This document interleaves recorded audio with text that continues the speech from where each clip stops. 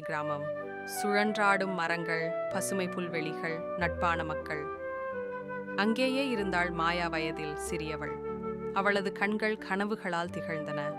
மாயாவுக்கு ஓவியங்கள் வரைய பெரும் விருப்பம். ஆனால் அவளிடம் வண்ணங்கள் இல்லை, தூரிகையும் இல்லை. வெறும் நிழல் கோடுகளாக மட்டுமே அவளது படைப்புகள் இருந்தன. நான் ஒரு நாள் வண்ணங்களை உயிர்ப்பிப்பேன் என அவள் கனவு கண்டாள். ஒரு நாள் மாயா ஒரு வயல்வெளியில் ஓவியம் வரைய முயன்றபோது அங்கேயே வந்தார் ஒரு முதியவர்.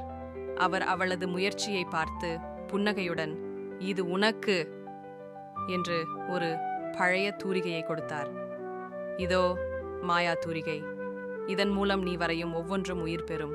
ஆனால் நல்லதிற்காக மட்டும் பயன்படுத்த வேண்டும்" என்று அவர் எச்சரித்தார்.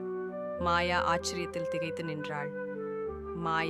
அந்த மாயா தூரிகையை வைத்து ஒரு பூனை வரைந்தாள். அடுத்த கணம் அது "ம்யாவ்" என்று ஒலி எழுப்பி உயிருடன் பாய்ந்தது. அவள் மகிழ்ச்சி அடைந்தாள். பின் அவள் பசுமையற்ற ஒரு தோட்டத்தில் வண்ண வண்ண பூக்கள் வரைந்தாள். அது யதார்த்தமாக பூத்து நறுமணம் வீசத் தொடங்கியது. மாயா மகிழ்ச்சியுடன் கிராம மக்களுக்கு உதவி செய்யத் தொடங்கினாள். பசுமை, உணவு, வீடுகள், விளையாட்டுப் பொருட்கள் எல்லாம் அவளது தூரிகையில் இருந்து பிறந்தன. மாயாவின் செயலை கேட்ட அரசன் அவளை கோட்டைக்கு அழைத்தான். அவன் சொன்னான், "மாயா, எனக்காக தங்க அரண்மனை, பெரிய ரதம், நகைகள் அனைத்தும் வரை." மாயா அதிர்ச்சியில் நின்றாள். இது நல்லதிற்கா, சுயநலத்திற்கா? அவளது மனம் குழம்பியது.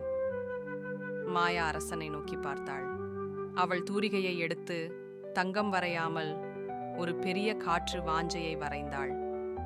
புயலாய் வீசிய காற்று அரசனின் ஆசைகளை கொண்டு போனது. அவன் பயந்தவாறு ஓடினான். மாயா மெதுவாக தூரிகையை கீழே வைத்தாள். அவள் சொன்னாள், "மந்திரம் என்பது எல்லோருக்கும் கிடைக்காது. கிடைத்ததைப் போலவே நம் மனமும் நல்லதாக இருக்க வேண்டும்." இப்போது மாயா தன் தூரிகையை கொண்டு குழந்தைகளுக்கு புத்தகங்கள், பாடசாலைகள், விளையாட்டு பூங்காக்கள் வரைந்தாள். அவள் வரைந்த ஒவ்வொரு விஷயமும் மகிழ்ச்சியையும் அறிவையும் பயந்தது. முடிவு வித்தைகள் எதுவாக இருந்தாலும் அதை நல்லதிற்காக பயன்படுத்தினால்தான் அது உண்மையான மாயம்.